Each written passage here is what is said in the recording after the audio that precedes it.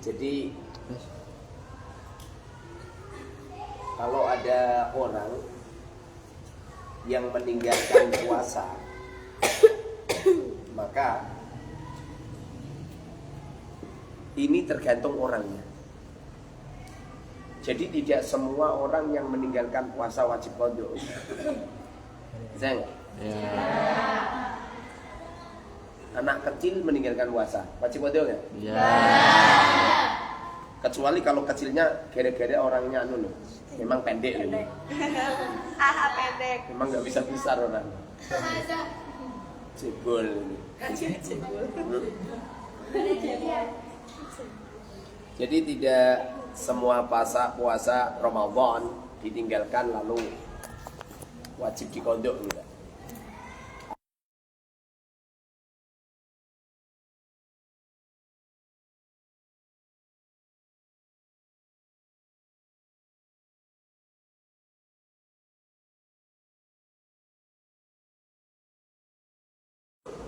Di waktu umur dari lahir nyampe 7 tahun tidak wajib sama sekali. Tidak wajib. Jadi seumpamanya ada anak kecil nggak puasa nggak jadi masalah. Tapi kalau puasa pahalanya untuk orang tua karena masih kecil. Makanya kalau kamu pengen dapat bonus ibadah, pahala ibadah, anakmu yang sebelum umur 7 tahun perintahkan melakukan ibadah, maka pahalanya untuk orang tua.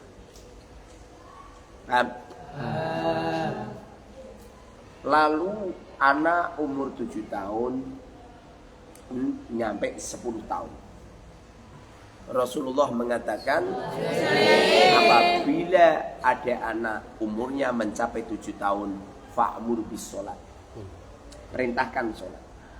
Tentu makna daripada sholat di sini tidak cuma sholat doang, karena Rasulullah ini orang cerdas, tidak banyak kowe cengeng. Arti daripada sholat ini adalah apa itu? Semua kewajiban. Kewajibannya sholat, kewajibannya puasa, kewajiban haji dan lain sebagainya. Orang tua wajib memerintahkan. Artinya kalau ada orang tua punya anak sudah 7 tahun, lalu orang tuanya tidak memerintahkan anak untuk ibadah, maka dosa ini orang tua. Tapi anaknya nggak dosa. Loh kenapa kok nggak dosa? Loh belum balik kok.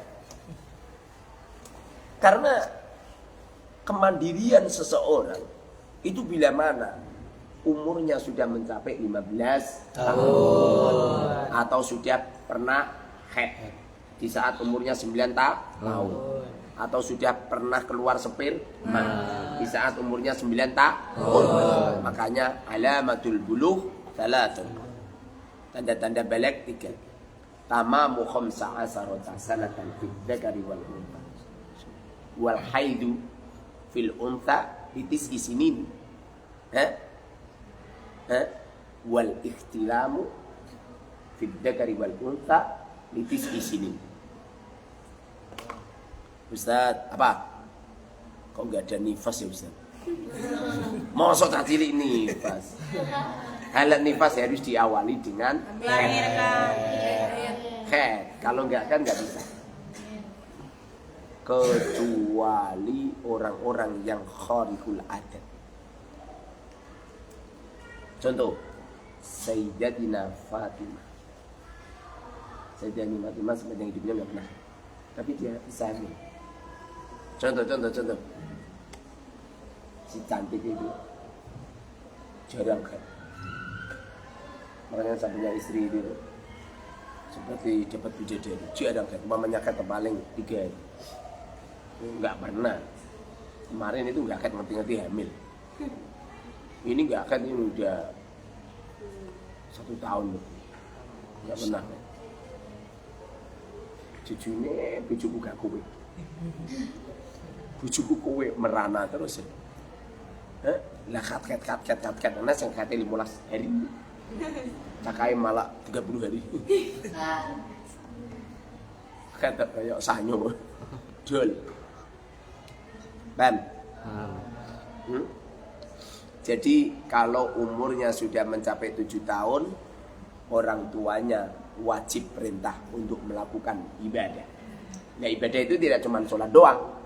Buka di I'anatul Talibin. Musonifnya mengatakan fa'mur bisolat itu tidak hanya sekedar sholat, tapi semua peraturan-peraturan syariat, baik yang diwajibkan oleh Allah, yang diharamkan oleh Allah, disunahkan oleh Allah, dimakruhkan oleh Allah, dimubahkan oleh Allah, disohihkan oleh Allah, dibatalkan atau apa? Batilkan oleh Allah. 7 hukum. Paham? Harus dilakukan.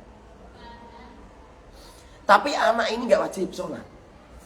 Jadi walaupun kamu ngomelin sama anak, ayo sholat, tapi dia nggak mau sholat, umurnya 7 tahun, ya nggak bisa. Paham maksud saya? Nyampe dituduh, nyampe umur 10 tahun. Woi, cuma antung. Woi, agar bokongnya nemplek keramik nih. Setannya jedol. Mergo setan itu kalau ada majelis ilmu dia tidur. Dia istirahat, nggak mau ganggu manusia. Kecuali orang-orang yang diganggu sama setan. Sirai dituru setan. Tengkleng.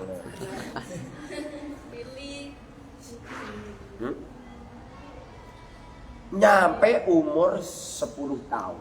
7, 8, 9, 10. Nyampe umur 10 tahun. Makanya angka sakral itu 7 dan 3. Itu angka sakral. 7 itu sakral. Kamu kalau punya anak itu minimal 7. Kamu nggak punya anak nggak apa-apa, Gus. Masa orang lanang hamil. Makanya yang perlu dimerdekakan di saat kafaroh itu, Itqu rokobatin muslimatin, memerdekakan budak perempuan yang Islam. Nah, sing lanang lah rasa dimerdekake. Paling mati karepe dhewe kan. Tidak mungkin berkembang biak. Tapi kalau ini neng ini kan berkembang biak.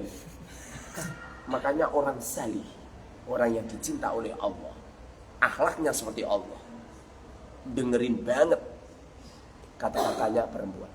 Gusti Allah itu dengerin banget. Gak ada ceritanya Allah marah, Allah murka gara-gara ada seorang perempuan yang gugat cerai. Gak ada. Jadi ada seorang perempuan yang gak cocok sama suami, suaminya yang gak mau menafkahi, suami yang KDRT, suami yang gak membanggakan istri, suami yang tidak bisa memberikan suri tauladan baik di tengah keluarga. Lalu seorang perempuan gugat cerai kepada suaminya. Gusti Allah tidak murka dengan aras gak jadi huruf. Tapi kalau ada seorang lelaki yang mencerai, bahaya. Sampai Allah mengatakan abghadul halal alallah ilallah atau alallah abbalah. Perkara halal tapi Allah jadikan murka adalah talak. Bam. Ini kata-kata perempuan sangat didengerin sama Allah. Gak seperti kata-kata lelaki. Bisa ya? Ya. Nyampe umur 10 tahun. Wa idza balagha asra sinin, apabila nyampe umur 10 tahun, idza taraka sholat, apabila anak kecil itu meninggalkan sholat, fadribhu, pukullah. Cuma mukul ini adalah durbatan tarbiyatan, mukul yang tarbiyah, mukul yang mendidik. Tapi kalau kamu pukul wajah, kamu pukul cus langsung munting, itu tidak namanya durbatan tarbiyatan, tapi itu adalah kriminal, hukumnya haram, kena pasal, diancam penjara 2 tahun, denda, dendanya 100 juta. Paham? Kamu yo ngomong ini, anak-anakku dewi lah rumah syamu. Anak ini kalau tidak ditakdir oleh Allah lahir, nggak mungkin lahir. Kamu yo ngomong ini, halo Ustaz. Ora tau katokan makane metang. Enggak bisa seperti itu. Wujudnya anak itu yang mentakdirkan Gusti Allah. Gusti Allah itu. Kalau orang jelek akan kafir, kalau orang baik tidak akan kafir. Kamu pengen tahu orang baik tidak kafir. Kamu pengen tahu orang jelek kafir. Masa gitu Ustaz? Romo yai saya punya saya orangnya baik Ustaz, tapi orangnya kafir. Halah berarti jelek. Allah takdirkan orang-orang jelek itu anaknya sedikit biar tidak melahirkan anak-anak yang seperti kedua orang tuanya. Kamu rembukan sama istrimu yang kafir lahir, nggak usah punya anak banyak. Ini dua orang ini adalah orang yang jelek. Kenapa jelek? Ragu akan rizkinya Allah, ragu akan kasih sayangnya Allah, khawatir tidak bisa memberi makan anak-anaknya. Apa firman Allah di dalam Al-Quran? Wala taqatulu auladakum khasyata imlaq. Jangan kau bunuh auladakum. Tentu makna daripada auladakum ini itu. Ada dua kemungkinan. Satu, anak. Ono wong bayi, anak itu dipateni. Tapi kan itu siji kan. Padahal kata-katanya aulad toh. Berarti banyak anak. Mesti ini adalah benih sperma. Benih sperma yang dibunuh manusia di saat minum pil kafir. Di saat rahimnya disteril. Di saat makan ini makan itu biar dia hamil. Apa kata Allah? Khasyata imlak, khawatir fakir. Khawatir gak iso ngeimangan, khawatir nanti bagaimana, khawatir lagatnya bagaimana. Ayah ibunya orang jelek melahirkan anak yang jelek-jelek supaya anaknya tidak banyak, maka Allah takdirkan orang itu kafir. Makanya kalau ada orang kafir jangan dilarang. Kenapa? Itu orang adalah orang jelek biar anaknya sedikit. Tapi kalau orang baik biar anaknya banyak. Kedua orang tuanya adalah kedua orang tua yang yakin kepada Allah. Totalitasnya ke Allah. Yakin akan rizkinya Allah. Yakin akan Allah mencukupi segala-galanya. Kalau ada orang baik, biarkan anaknya baik. Anaknya banyak. Seumpamanya ada seorang ulama, alim, cerdas, luar biasa. Lalu istrinya, anaknya banyak. Maka apabila saya perempuan, saya mengajukan diri kepada beliau untuk dinikahi istri menjadi istri yang kedua. Biar saya juga melahirkan putra putri beliau. Ini kalau tidak punya keyakinan yang dasar nggak bisa. Walaupun beliau sudah tua. Sebagaimana yang dilakukan oleh Sayyidatina Zainab, istri Kanjeng Nabi. Apa kata Sayyidatina Zainab? Ya Rabb, nikahkan aku dengan baginda Rasul. Sayyidatina Zainab itu setiap hari itu berdoa. Sampai Allah Subhanahu wa taala dengerin doanya Sayyidatina Zainab yang terus menerus minta dinikahkan dengan baginda Rasul sallallahu alaihi wasallam. Allah pun mendengarkannya dan mengijabahkannya. Lalu Allah perintahkan kepada malaikat Jibril, Jibril, dalam Gusti, datanglah ke tempatnya Muhammad. Itu Zainab menginginkan menjadi istrinya. Padahal Sayyidatina Zainab di waktu itu sudah tua. Tua-tuane wong Arab dak kaya tua-tuane kowe. Kowe sing nang welik, orang Arab ini cantik-cantik, gak mungkin. Allah takdirkan Rasulullah yang baik mendapatkan seorang wanita yang jelek. Percaya enggak? Kalau Anda adalah orang jelek, tidak akan ditemukan oleh seorang lelaki yang baik. Percaya enggak? Kalau Anda baik, at-thayyibina lit-thayyibat. Orang baik akan ditemukan orang baik. Wal khabithina lil khabithat. Kamu megang pisang, paham pisang? Lalu kamu buka bungkusnya, pelotaannya, ya enggak? Kira-kira yang baik masuk mana? Masuk perut. Yang jelek masuk mana? Masuk tong sampah. Betul? Makanya kalau ada orang KB, nggak usah dikeremengi, nggak usah dilarang-larang, biarkan. Saya tidak pernah ditanya sama seorang wanita, seorang lelaki, Kiai, saya minta izin KB, bagaimana hukumnya? Apa kata saya? Fardu ain. Hah? Fardu ain, Kiai. Kok bisa gitu ya? Iya, kamu itu orang jelek kok. Jangan pernah orang jelek melahirkan anak yang banyak. Cukup 2 saja. Untuk menghibur dirimu. Hah? Cukup 2 anak saja. Untuk menghibur dirimu ada 2 anak yang mendampingi dalam kehidupanmu. Lalu anakmu siji loro mati sisan.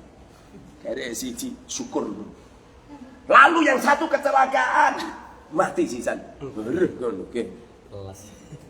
Betul apa betul? Orang baik biarkan untuk KB, betul?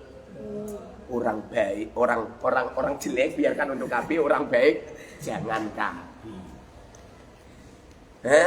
Kalau kamu menginginkan KB, walaupun dirimu seorang wanita yang salihah, walaupun dirimu seorang yang alim, walaupun dirimu seorang bunyai, lalu kamu menginginkan KB, sesungguhnya suara hatimu adalah ilham dari Allah.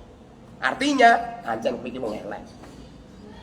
Khawatir nggak bisa menafakoi anak, khawatir fakir, khawatir nggak bisa ini itu. Paham?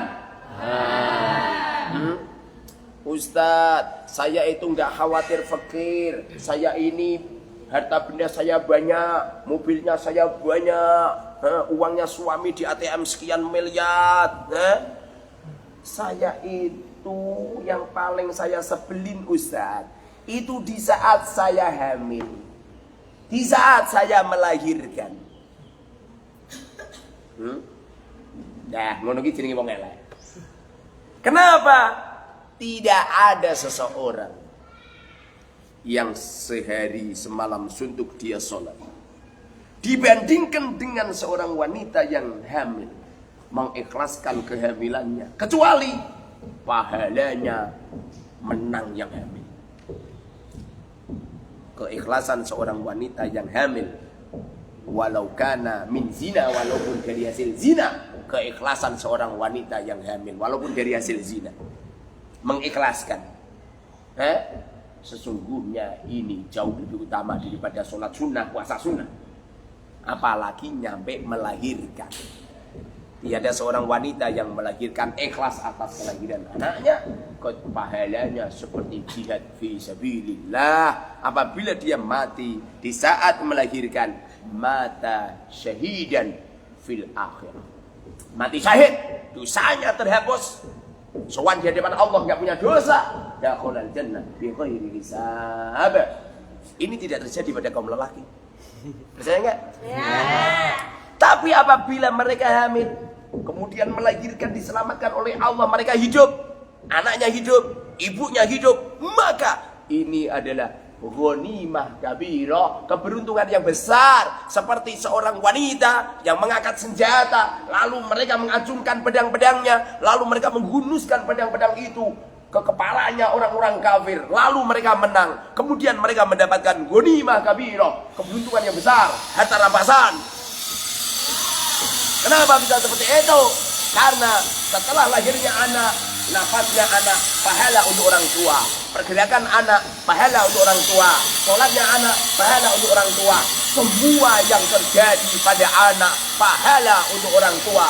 Ini namanya pahala MLM, multi marketing, level marketing, multi level marketing, ya.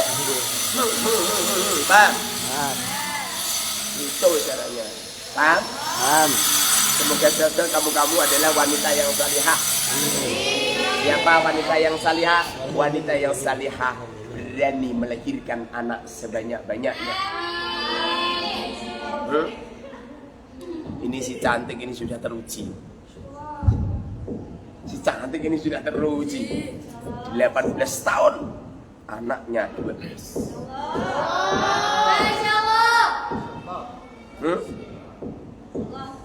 Saya kok nggak terbayang ya Ustaz, rasa dibayangkan.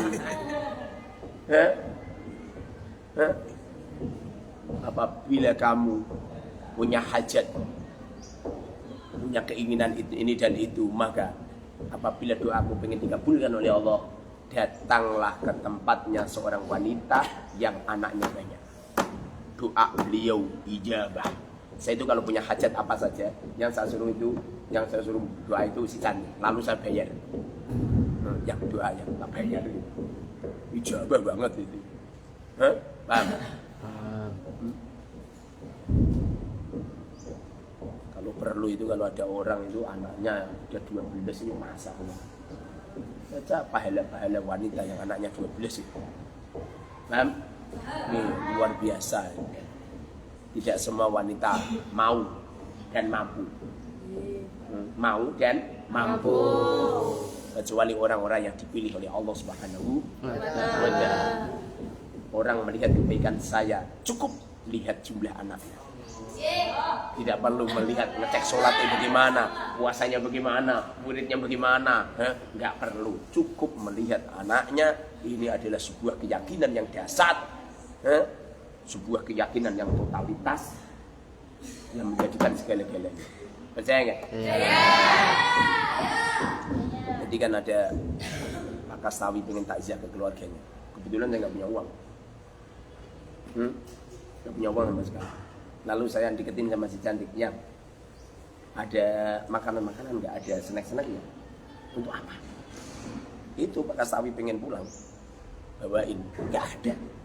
Saya kalau pengen masak gula juga beli. Udah, uang. Apa kata si cantik? Ya nggak ada. Nggak ada. Apa kata saya? Udah, carikan 100.000. Kasihan nanti mobilnya macet jalan. Mosok terusan wong lurun dorong nggak? Dicarikan sama si cantik. Belum sempat dapat, langsung seketika Allah transferi saya uang. Apa kata saya sama si cantik? Udah, yang nggak usah, kamu tak transferi aja. Saya transferi. Percaya nggak? Si cantik tak transferi, bahkan saya bisa memberi Pak Kastawi lebih dari 100.000. Paham? Sungguh beruntung seorang lelaki yang punya anak, punya istri yang siap melahirkan anak banyak. Ada orang yang punya kambing, anaknya banyak, seneng nggak? Senang. Ada orang punya anak banyak, nggak seneng. Artinya anaknya dia sama anak kambing lebih utama daripada anak dia. Lebih utama anak kambing. Hele, wong jujur ngono. Jujur. Istrinya punya anak banyak, senep. Kambingnya punya anak banyak, seneng. Kambingnya melahirkan anak satu, senep. Brul anaknya papat, seneng. Istrinya anaknya banyak, senep. Istrinya anak sedikit, senang. Innalillah. Kamu lebih bangga dengan kelahiran apa kambing? Kamu tidak bangga dengan lahirnya anak-anakmu. Padahal umurmu tidak lama. Betul? Kau akan mati. Betul? Kau akan tua renta. Betul? Siapa yang akan melindungi di sekitarmu? Siapa yang menjadi pendekar-pendekar hebat di sekitarmu? Siapa yang akan menjadi pendekar-pendekar yang siap menghalang semua kesemrawutan hidup dalam hidupmu? Tiada lain adalah anak. Percaya nggak? Si Muhammad udah besar, si Lia udah besar, si Aisyah udah besar, si Ahmad udah besar, ya kan? Si Ali udah besar, si Umar udah besar, coba. Umar udah besar, si Umama udah besar, si Fatimah alah bingung aku. Saking anaknya. Itu jenengane siti-siti ya. Terima Ahmad, Ali, Umar, lek jeneng gue. Siti Markona kon dilihat ya. Panjang banget namanya. Biasanya kalau ada orang kok namanya kok 3 kosakata, biasanya anak Siti biasanya. Percaya nggak? Coba kalau ada orang kok jenenge cuma Ahmad, Muhammad, Liyah, Aisyah, Ali, Umar biasanya anaknya akeh. Biar gak ruwet ngapal none. Ngono wae kudu lali. Lah ini kalau anak saya udah besar semua, menjadi pendekar gitu. Nah, semuanya saya wafat, tidak ada orang yang takziah sama sekali. Cukup anak saya yang takziah. Si cantik di rumah sendirian, semuanya nggak ada orang. Itu masih ada Halimah Sa'diyah, Aisyah, Fatimah, Umamah. Di samping kanannya Halimah Sa'diyah, di samping kirinya Aisyah, di depannya Fatimah, di belakangnya Umamah. Sudah cukup ini. Lalu jenazah saya akan dibawa pendekar 8. Yang 4 Muhammad, Ahmad, Ali, Umar membawa keranda saya. Yang 1 bingung aku. Hasan bawa payungnya, si Husain bawa bunganya, si Abdullah dan si Utsman yang bagian menggali. Cukup kan? Cukup. Coba, nah anakmu loro coba. Anakmu cuma 2. Istrimu ada di rumah yang nungguin cuma 1 orang. Terus jasadmu dipanggul karo anakmu. Dipanggul gini. Tanya, kamu kalau pengen tahu ini lelaki baik atau jelek, cukup lihat jumlah anaknya. Kalau jumlah anaknya banyak, luar biasa. Makanya Imam Abi Hanifah rahimahullah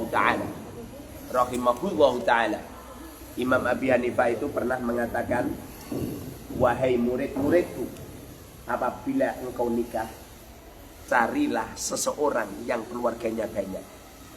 Kenapa?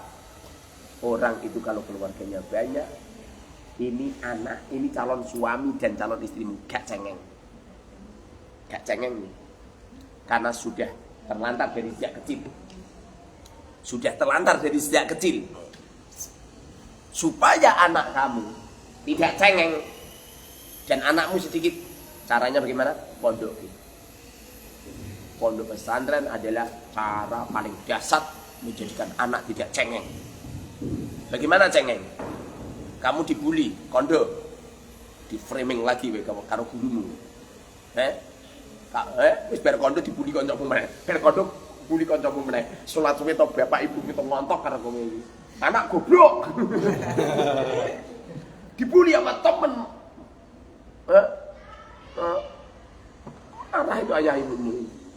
Ya makanya cara untuk mengkader anak yang sedikit, caranya bagaimana? Dipondokkan. Solusi tertepat menjadikan anak salih-salihah. Dengan syarat bapak ibunya kalau dilaporin, dinasihatin yang baik. Apa nak? Siapa namanya? Udah, saya tak berangkat ke pondok, tak kamplengane wonge. Ini anak ini, kalau ada santri seperti itu, dibully sama temannya, laporan ke orang tuanya, lalu orang tuanya datang ke pondok, maka jangan kau jadikan istrimu, jangan kau jadikan suamimu. Mesti wong wedok dan wong lanang itu cengeng. Besok kalau jadi istrimu atau suamimu, lolo, adol some ngalor ngidul itu sedikit itu tekan omah itu nesu-nesu. Tombongnya lu dibanting. Coba bagaimana langkahmu? Kamu punya anak 2 kecil-kecil, kamu hamil sisan. Coba punya suami yang gak sabar, punya suami yang cengeng. Coba kamu lu nyampe gak berani minta uang sama suamimu, gara-gara suamimu marah, cilokir payu. Garing. Setelah diteliti, ini lelaki dulu ini pernah mondok, setiap dibully temennya wadul, wadul sama bapak ibu ini. Kemudian bapak ibu datang ke pondok. Lalu bapak ibu goleki santri. Dul. Aja cengeng. Kalau masalah dibully, insya Allah gak kamu doang. Percaya gak? Saya. Lihat Hasan malam betina tak bully malah. Ini Hasan yang tak bully terus. Nyatanya ya mesam-mesam. Itu wajib itu coba. Nyampe nakobir. Nakobir ganteng. Ya kan? Enggak masalah. Semua orang itu akan ditakdir oleh Allah ada bulian. Bagaimana firman-Nya? Wala nabluwannakum bisyai'im minal khawfi wal ju'i wa naqsin minal amwali wal anfusi was thamarat wa basyiris sabirin. Alladzina idza asabatuhum musibah asabatkum apa asabatkum? Sobathum. Alladzina idza asabatuhum musibah qalu inna lillahi wa inna ilaihi raji'un. Maknane kowe nak dibuli karo wong, maca tarjih. Inna lillahi wa inna ilaihi raji'un. Sesungguhnya aku milik Allah. Temanku yang bully aku juga milik Allah. Buliannya juga milik Allah. Berhubung semuanya milik Allah, saya ikhlas kepada Allah. Sehingga tidak waduh, paham? Kamu pernah dibully enggak? Pernah dibully sama temanmu enggak? Pernah enggak? Kalau kamu enggak pernah, berarti kamu tidak akan mendapatkan pangkat derajat di sisi Allah.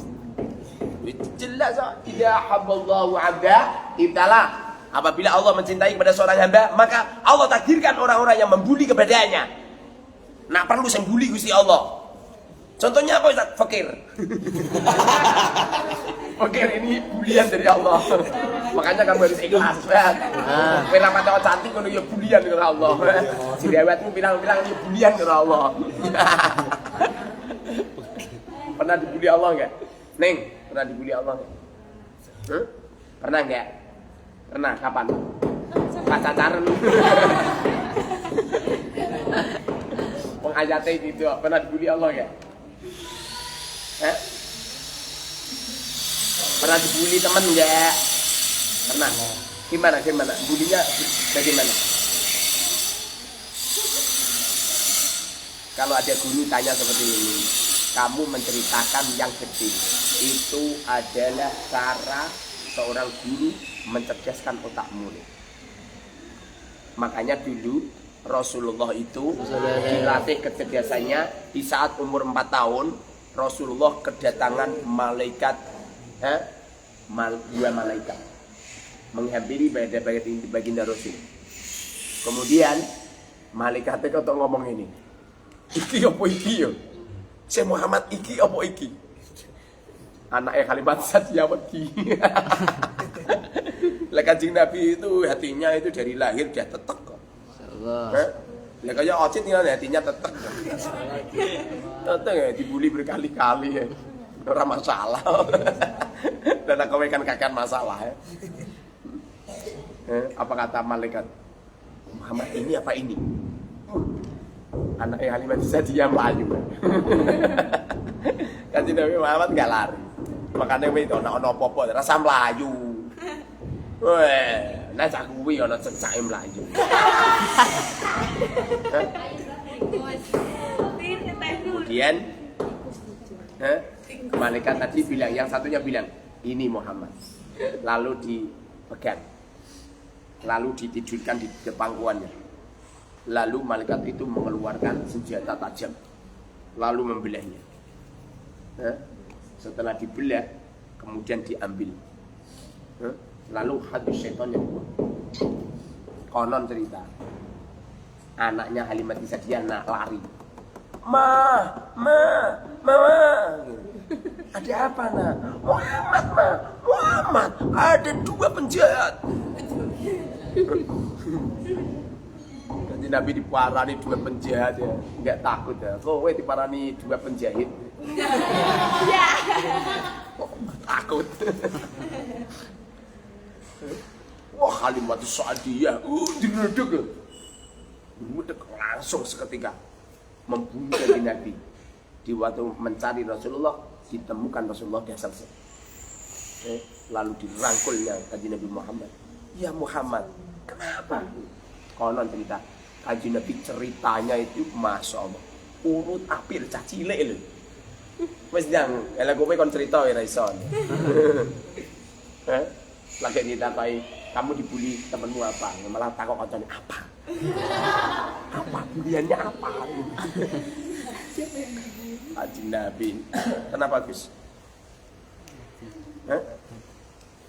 Habis ya? Enggak. Apanya? Cuman tadi mati aja. Cuma mati aja. Nah, tempelkan tonjang. Jalan saya itu banyak yang merespon. Saya iya. Tidak cuma kamu doang. Hah? Sayang disayang. 30 hari hilang.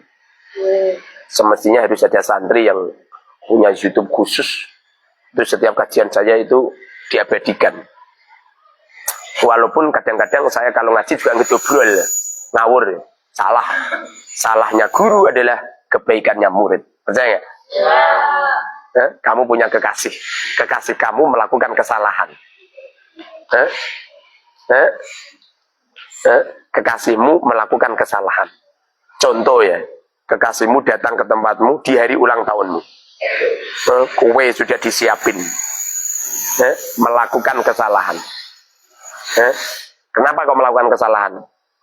Keliru. Jadi kekasihmu itu ngecek iki ulang tahun ning gone Facebook. Lah Facebook dhisik ku sing gaweno iku tukang konter. Tanggale iki dipadano tanggale tukang konter. Pada akhirnya kan ning Facebooke kan ucapkan selamat ulang tahun untuk temanmu.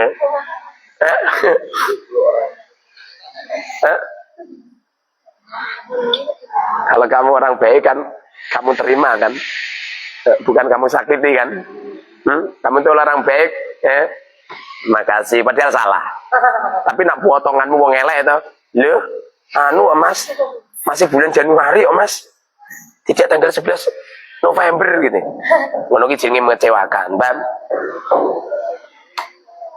Jadi kalau ada anak umurnya sudah mencapai 10 tahun, kok anaknya nggak mau sholat, fadribu maka pukullah. Bagaimana cara memukul? Yaitu dengan cara memegang telinga, coba, telinga, coba, lalu dipijitin gini, oke? Kita kalau jeber santri tak pijitin. Jangan ini namanya kriminal ini, kriminal. Pijitin, oke? Mencitin telinga seorang anak seperti ini, jadikan anaknya tidak nakal. Jadikan anak tidak nakal. Makanya dengerin, woi, supaya kamu nggak nakal. Kalau wudhu itu dipejetin ini, dipejetin. Set. Nah wudhu ini. Nah terus bagaimana? Ini bersih bagaimana? Ngenamu lo nyampe kotorannya, masya Allah. Tak kaya malah kubikin ngenane. Kalau perlu kalau mandi, pejitin, biar nggak nakal. Waya ngaji, butuh dioyai, ini jenenge nakal. Kok keplak gue, tapi besok itu nafas keluarga nyambut gawe. Ngenteni dioyak-oyak bojone, ngenteni dipentung karo bojone. Mas Ocet. Baik Pak. Tapi nama Ocet ini enggak, ini orangnya luar biasa.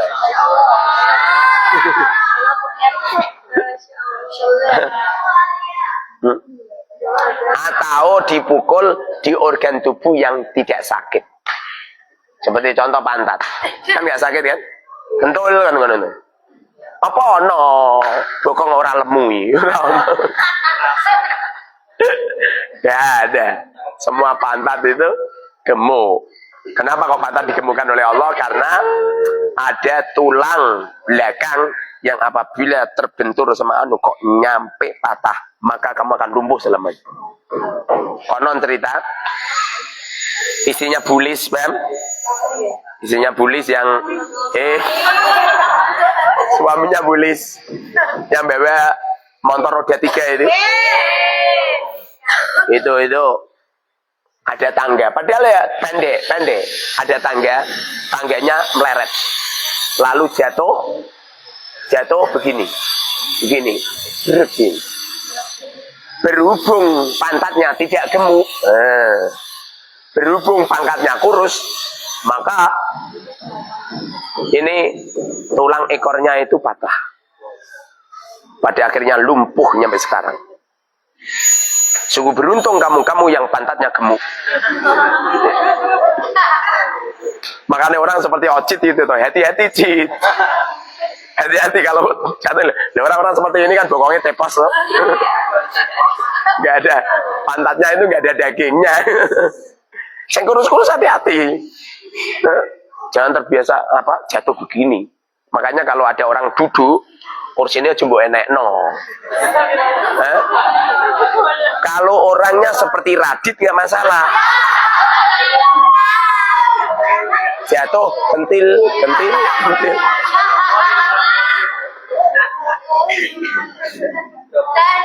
Tapi kalau orangnya seperti Mbak ini nih, siapa ini? Siapa? Sia ini. Ini langsung rontok ya. Rontok sakit gini.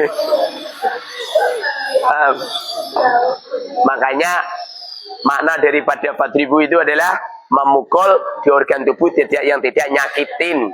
Ojo ngwaplok, ojo membentur dada, ojo nyabit pakai kayu dan lain sebagainya. Jangan.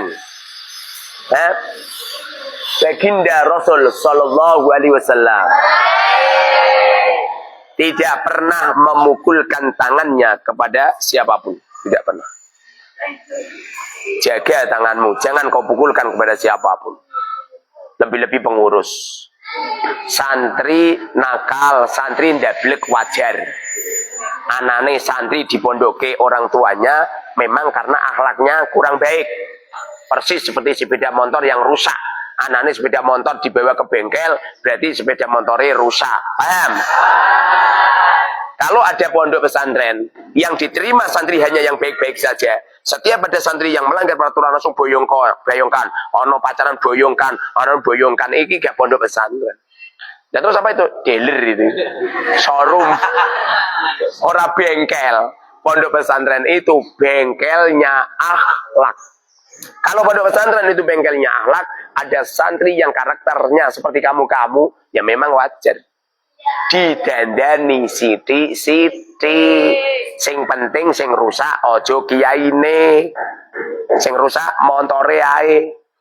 Bagaimana jikalau ada bengkel, tukang bengkelnya rusak, tangannya ngene, sikile ngene, coba oleh bengkel gitu.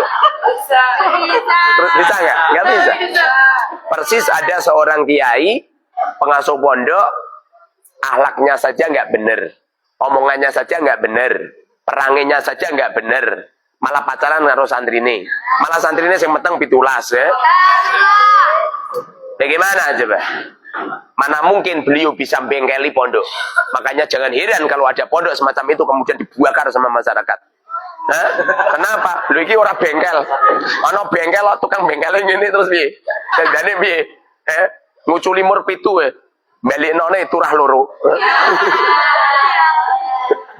Mergo tukang bengkel keplek persis seperti seorang kiai yang nasihatin dirinya saja enggak petus. Cara bicaranya saja enggak baik, keilmuannya saja enggak baik, cara pengajarannya juga enggak baik, pengiritan. Santri nggawa HP dilarang jebul-jebul khawatir nak ngeteno setrum. Iya ngerti aku lho. Di Al-Mubarak ini yang paling banyak menghabiskan pulsa atau menghabiskan listrik itu HP. HP-mu itu lho, kowe ngerti ora? Saya kemarin itu di mana? Di kapal nyabrang nih. Pengen ngecas, bayar berapa coba? Bayar 2.000. Kamu sehari ngecas berapa kali? Satu kali. Berarti kan 2.000. 2.000 kali 500. 2.000 kali 500 orang berapa coba? 1 juta. Coba 1 juta kali sebulan berapa? 30 juta. Dengerin. Dengerin Kang. 30 juta. Dengerin ini. Gatuin nang ngetes bayar aja. Yang soleh suruh nunggu ya apa? Saya HP. Di semua kamar-kamar rasa diwenehi colokan. Sing diwenehi colokan depan masjid ya. Soleh saya nunggu ya. Sak colokan 2.000 rupiah. Paham? 30 juta lo per bulan lo. Coba lihat. Bismillahirrahmanirrahim.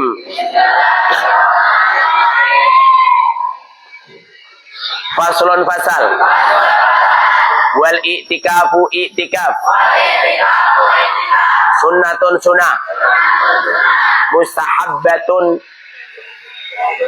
yang dianjurkan. Mustahab karo sunnah podo jadi. Sama ya. I'tikaf itu artinya berdiam diri di dalam masjid. Seperti contoh kamu seperti ini toh, berdiam diri di dalam masjid itu sunnah. Cuma kalau ada masjid, kemudian ada perempuan yang haid, walaupun udah pakai softtek, haram itu. Kenapa haram? Karena masjid ini adalah tempat yang disucikan oleh Allah. Berhubung haram, maka tanah ini wakafnya untuk pondok. Tidak untuk masjid. Apakah boleh dibuat itikaf? Khilaf ulama. Ada yang mengatakan boleh.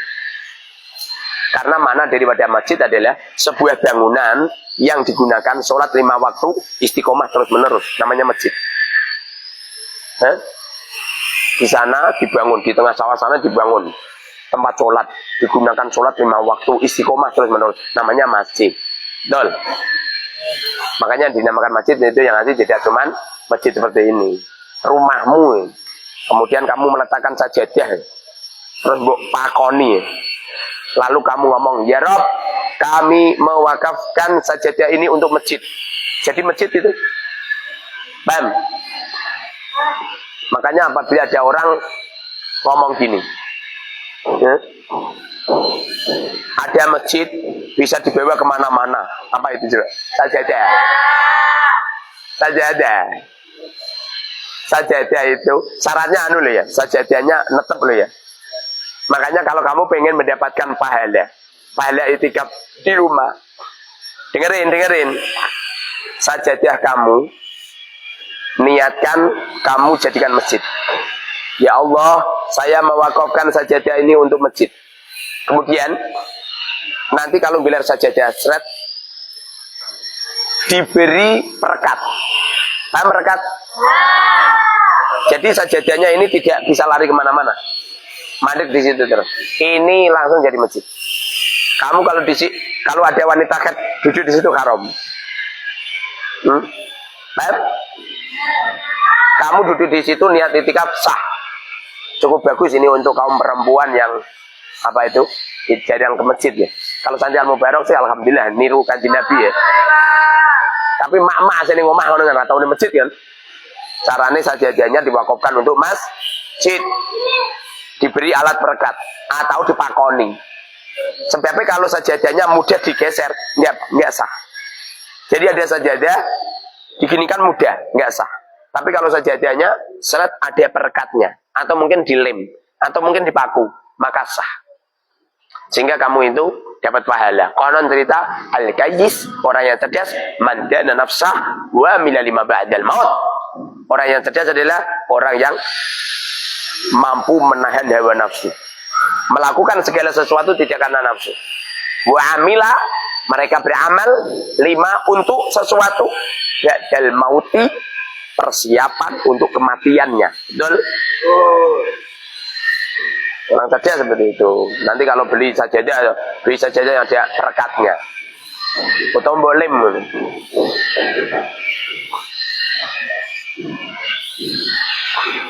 Walahu dan bagi iktikaf Sartoni 2 syarat. An-niyatu niat. Wal-lubsu dan menetap. Fil masjidi di masjid. Masjid itu tempat sujud. Musola itu tempat sholat. Sama. Masjid sama musola itu sama. Kalau masjid bisa untuk itikaf, maka musola juga bisa untuk itikaf. Cuma di Indonesia memang makna daripada masjid itu adalah tempat sholat yang digunakan Jumatan.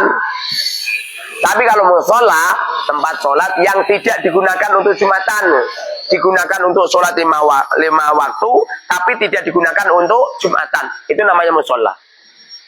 Tapi kalau di luar negeri enggak, semua tempat yang digunakan untuk sholat 5 waktu namanya masjid. Ya? Paham?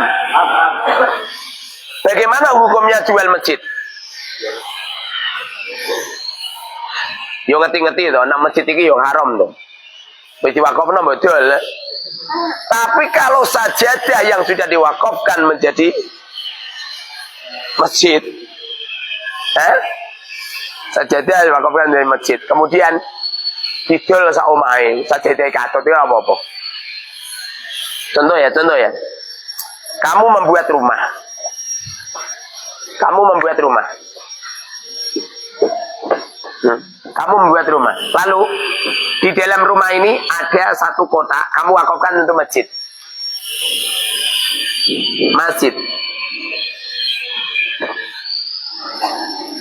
Lalu rumah kamu jual. Ini kira-kira kamu jual rumah apa jual masjid? Rumah.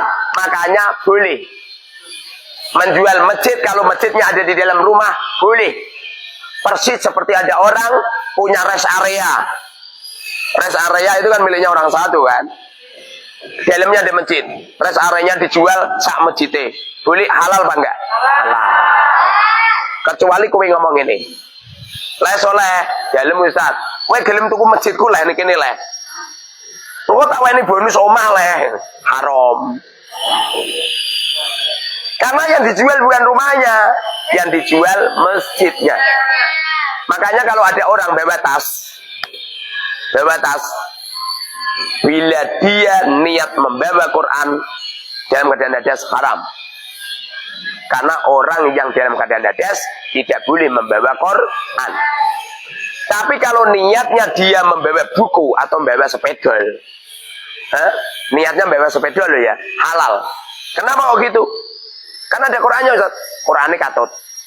Sing digawa sepedol, sing digawa buku. Paham? Oke? Wala yahruju, dan tidak keluar minal i'tikafi, dari i'tikaf, al-manduri, yang dinadari, illa li hajatil insani, kecuali untuk hajatnya manusia.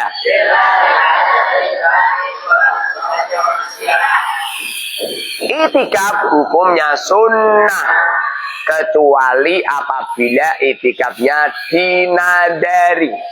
Kamu nadar, ya Rob, apabila saya dilamar sama Kang Soleh, saya bernadar akan i'tikaf 7 hari 7 malam. Maka kamu wajib i'tikaf di dalam masjid 7 hari 7 malam. Wajib itu.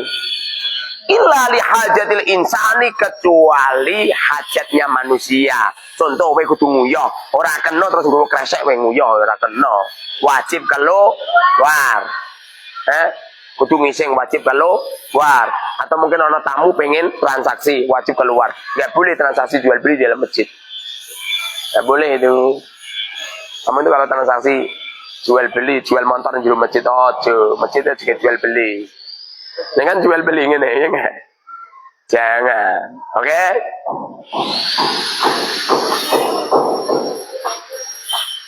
Au udrin, atau udur. Min haidin, dari haid. Au maradin, atau sakit. La yumkinu yang tidak mungkin. Al-muqamu menetap. Ma'ahu bersama dengan marot. Iya?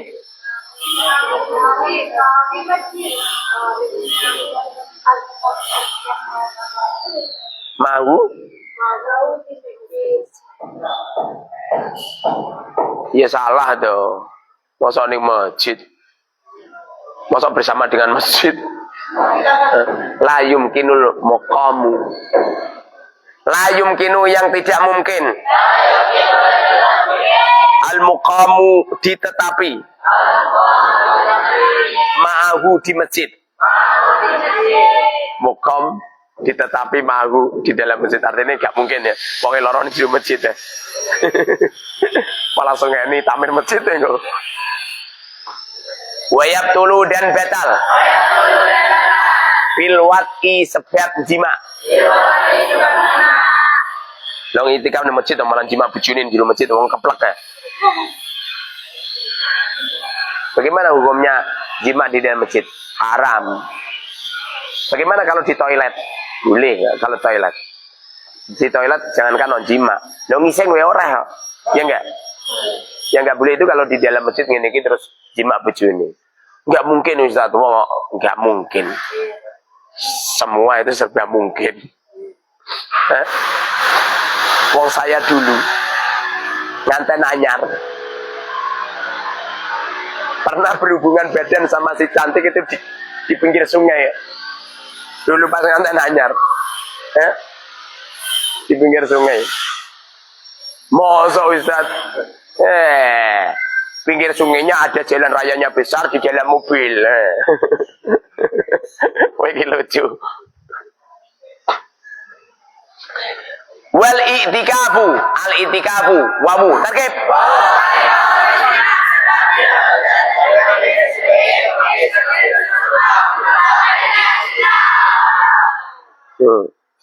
Al i'tikafu kalimah. Sebab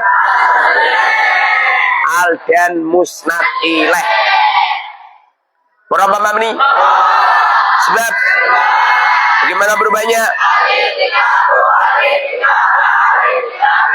Irobnya sebab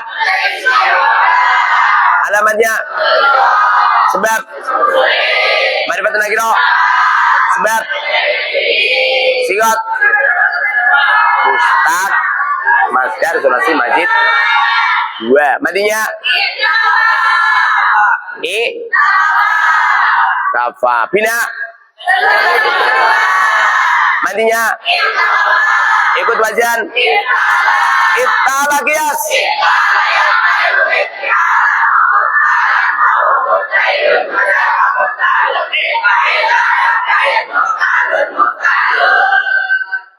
gampang.